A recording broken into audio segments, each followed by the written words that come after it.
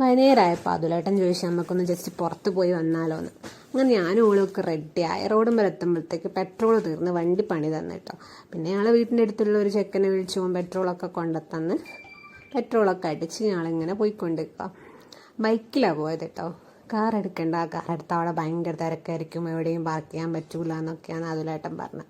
അങ്ങനെ ഞങ്ങൾ പോയി ഞങ്ങൾ ഡെസ്റ്റിനേഷനിലെത്തി. അതുലേട്ടൻ പറഞ്ഞ പോലെ അത്ര വലിയ തിരക്കൊന്നും കണ്ടില്ല. എന്നാലും ഞങ്ങൾ വണ്ടിയൊക്കെ ബാക്കോട്ട് പാർക്ക് ചെയ്തിട്ട് നടന്നിട്ടോ. അവിടെ പാർക്ക് ചെയ്യാൻ സ്ഥലമൊന്നും ഉണ്ടാവില്ലാണ് മൂപ്പര് പറഞ്ഞത്. അന്നേരമാണ് ഞാൻ സൈഡോട്ട് ജസ്റ്റ് ഒന്ന് നോക്കിയത്. കുഞ്ഞാറ്റ നഴ്സറി, ട്രെയിൻഡ് സ്ട്രക്ചറിലുള്ളൊരു നഴ്സറി കേട്ടോ. നല്ല രസമുണ്ട് കാണാൻ വേണ്ടിയിട്ട്. ഇതാ അച്ഛനും മോൾ നടന്നുകൊണ്ടിരിക്കുക, എന്തൊക്കെയോ കാടും പടലൊക്കെ പറിച്ചുകൊണ്ടിരിക്കുക. ഞാൻ ബാക്കിലുള്ളത് കൂടി കണ്ടിട്ടില്ല, ഇപ്പം കാണും കേട്ടോ.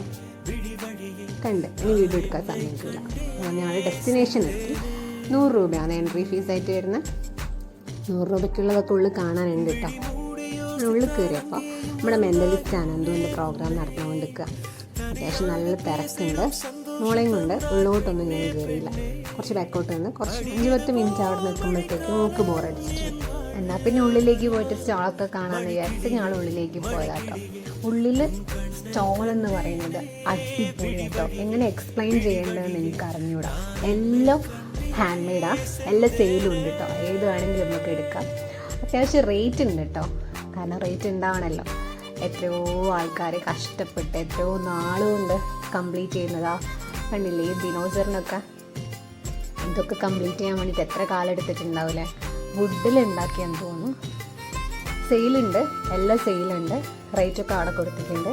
പിന്നെ പുതിയ വീടൊക്കെ ഉണ്ടാക്കുന്നവർക്ക് എല്ലാ സാധനവും ഇവിടെ ഉണ്ട് കേട്ടോ. ഡെക്കറേഷന് വേണ്ടിയിട്ടുള്ള എല്ലാ ഐറ്റംസും ഉണ്ട്. ഇതെന്താ ബേക്കൽ ഫോർട്ടാണെന്ന് തോന്നുന്നു. ഇനി കുറച്ച് കാഴ്ചകളൊക്കെ ഉണ്ട്, അതൊക്കെ ജസ്റ്റ് നിങ്ങളൊന്ന് കണ്ടു നോക്കുക കേട്ടോ. ചിരട്ട കൊണ്ട് ഉണ്ടാക്കിയത്, വുഡിലുണ്ടാക്കിയത്, പിന്നെ രാമച്ചം കൊണ്ട് ഉണ്ടാക്കിയ ചെരുപ്പാട്ടോ. ഇത് മുട്ടുവേദനയ്ക്കോ കാലുവേദനയ്ക്കൊക്കെ നല്ലതാണെന്ന് അവർ പറയുന്നുണ്ട്. പിന്നെ ഇത് കളിമണ്ണാന്ന് തോന്നുന്നു, കളിമണ്ണിലുണ്ടാക്കിയ കുറേ ശില്പങ്ങളാണ്.